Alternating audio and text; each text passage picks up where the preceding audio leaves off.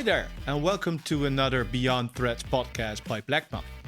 As always, we will be taking a deep dive into trends and developments in our sector, fashion and lifestyle, with the emphasis on logistics and fulfillment. Today we're going to talk about B2B partnerships together with a representation from DB Journey.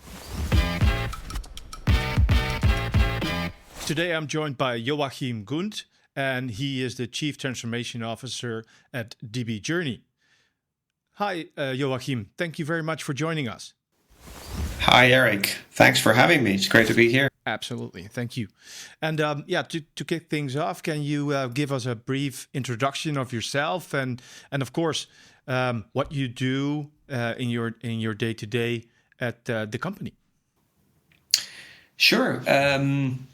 My name is Joachim. I'm a German-Mexican guy living in Madrid, working for a Norwegian company called DB Journey, as you mentioned. And I've been with DB for 5.5 years, and that's kind of like the midway. I mean, DB was founded 12 years ago, so I joined kind of like midway. And when I joined, it wasn't what it is today. It was still a very small team. And I came in to develop the supply chain department.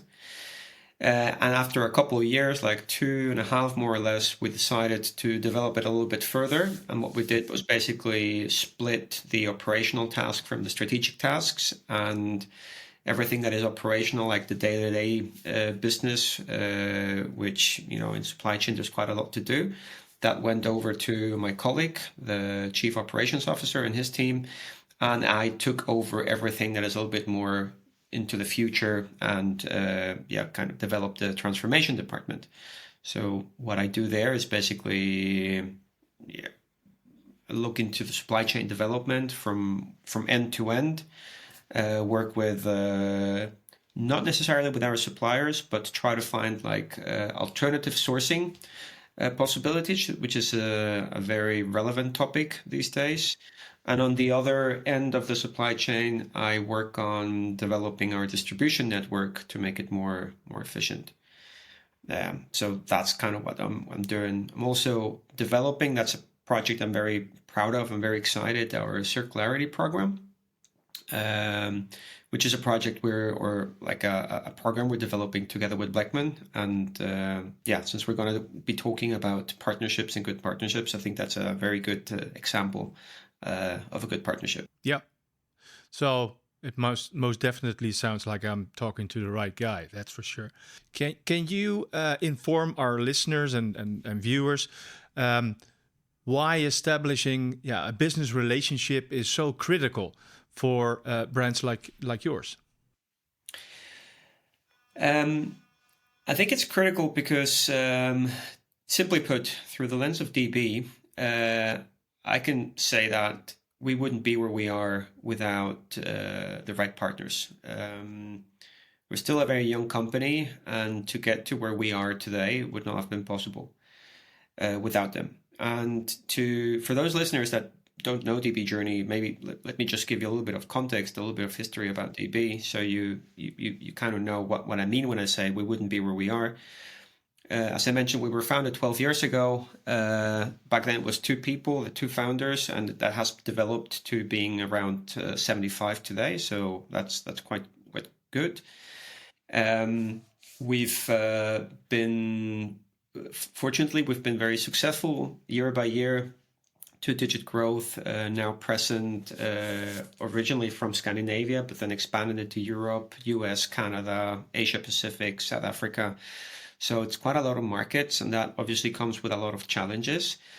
And the latest achievement has been that we have now received some funding, an investment from LVMH Luxury Ventures Fund, and that's super exciting, of course, because that's another great partnership. I think that's going to boost our growth in the future. But the point I want to make is that's what I mean when I say we wouldn't be where we are. I mean, it's quite thrilling for us to be on LVMH's radar, and we would not have made it thus far without having the right partners supporting and guiding us in these last 12 years. Yeah. Okay. Thanks for that. But making sure that you have the right partners. Do you have a short list of, yeah, aspects of or services or characteristics for a partnership that brands that are currently looking for the right partnership should prioritize? Well, I think specifically talking about like partners in the supply chain or logistics or 3PLs, I think you're right by saying a list, right? I don't think you can sum it up to one factor, one priority. It's difficult because supply chain is complex and it's connected to quite a lot of different departments, different stakeholders. So there's a lot of interests that have to be taken into account when making a decision or when looking for a new partner. So I think it's like creating that balance of what is it that you actually need when looking for a new partner, and having very clear objectives. I think that's key. I mean, why are you looking for a new partner? Are you dissatisfied with the current one? Is it that your business has shifted geographically? So what is driving you to be looking for someone new? Yeah, and of course, I hope I don't sound too biased, but looking at the 30 years of experience that I now have in our sector, or close to 30 years, I, for one, would always be on the lookout for that partner that wants to be a partner, not a supplier. Yeah, and deliver. Even though he or she is gonna deliver on your every need, that's something else than a partner who proactively comes to you and says, "Are you sure?" Or who works with the same energy of bringing the pristine product to your customers. And so that's the kind of the buy-in that I want to see. That's what I would say. Yeah, I agree with you. It needs like this kind of partnership, especially with 3PLs. I mean, it's important to understand that with a 3PL, you will be talking on a daily basis. So that collaboration is not like, we talk sporadically, and no, you'll be talking to them on a daily basis. So I think it's important that you challenge each other. If you want this partnership to flourish and to really develop into something bigger, then it's important that you are transparent, constructive, and of course, challenge each other. Because if everyone is just complacent, then there's no real development in that. I agree. And then in that case, you would be talking to a supplier instead of a partner. Yeah. No, I agree. And okay, so have you by any chance experienced any flaws in your own selection process or mistakes that you have seen others make when deciding for a certain 3PL or a partner or a supplier? No, I've met them myself, so I think I'm in a good position to answer that question. However, I've also learned from them, so from these mistakes, which is good. I think first of all, one common mistake, especially like if you're like in smaller companies, maybe like DB or even smaller, where you've got limited resources.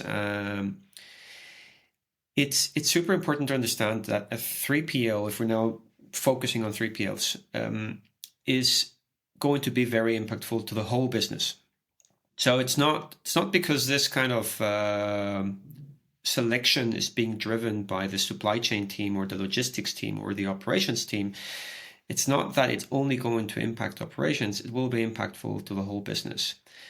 And that said, it kind of emphasizes the amount of time and energy you need to invest into selecting the right partner, which is not going to be it's not going to be an easy and quick process. So making this too quick and trying to bypass like all the hustle of figuring out who is the right partner is, I think, one common mistake. You have to go through the process. It makes sense because you're going to learn a lot. not only about your requirements, if they're realistic or not, but also about, you're going to have different proposals on the table, which is obviously a good position to be in, instead of only having one option, right? So I think it's that, and it's also going to help you to learn the potential partner much better before even signing a contract, which is a good thing. So I think it's a lot about really making that thorough assessment and having clear objectives, as I mentioned earlier. Yeah. So we can conclude you have done the legwork. You've done the due diligence, and you went with Bleckmann. So if it was me, I would conclude you have made the right choice. But how did you conclude after, let's say, the first couple of months that, yes, we have made the right decision, this partnership works? How does that materialize? Well, I think to answer that question, you kind of have to start with the previous question. If you invest the time into making a proper assessment, a thorough assessment, you are, on the one hand, obviously you're going to check numbers, like what's being offered in terms of cost, in terms of service levels, these metrics, these kind of like the hard facts, the objective part. Exactly. So that's what you're going to be looking at. Obviously, you should try as well to look into the soft facts, like how likely is it that these two companies are going to work well together, as like from the values perspective, and then also from the team's perspective, like are the teams, or will they be working well together? But doing all that assessment is really going to, I think, lay the groundwork for that future collaboration. And if you do all that, I think you've got 50% already done. And then how will it show if it's the right partnership? We'll start looking at the data first. By going through this assessment, you're going to clearly say, this is what I expect. And the partner is going to tell you, well, we can fulfill or we cannot fulfill. So the expectations are going to be clear. But then once you start operating, you will be able to figure out through the data if the partner is actually sticking to what they promised they could deliver. So that's a good starting point. And then the other aspect of this is, if issues appear, and I mean, you and me, we are from these logistics fields, so we know issues will appear sooner or later. There's no way around it. But then and that's not really the problem, because you can expect them. It's how they are approached, these issues. And if what you get from your partner is a proactive, solution-oriented approach towards these issues, then I think that's a clear sign. So you've got the objective part with the data, and you've got like the approach from the partner, which is proactive and solution-oriented. Then I think, bingo, you've got the right one. Yeah. First, emphasize on the solution, limiting the spin-off. You can always bicker on cost, etc. But first, you want to make sure that the end customer is happy. After that, you need to be happy, and then the 3PL needs to be happy. Yeah, I agree. So proactiveness, open communications, and always solution orientated. Yeah, I agree. And as you said, with the customers, it's a very easy example. If you move from a bad performing partner to a good performing partner, obviously your team will notice, but your customers will do, and they will let you know. So that's another super relevant indicator. And it's going to come, especially when you do like a big move from a bad performer to a good performer. They notice. Yeah, and that is I think the key performance indicator. Yeah? That is should be prioritized at all times. So indeed, it's your customer that determines if you and I are doing a good job. Yeah, I agree. Sure. I mean, that would be great to exchange experiences with other people. So I think the easiest is just if they drop me a message on LinkedIn, they'll find me there. Perfect. Again, thank you very much for your help, and I hope to see you soon in the future. Thank you, Eric, and thanks again for having me. And for you, the viewers, the listeners of this podcast, thank you very much for being here today. Keep your eye out on the next, and I'll see you then.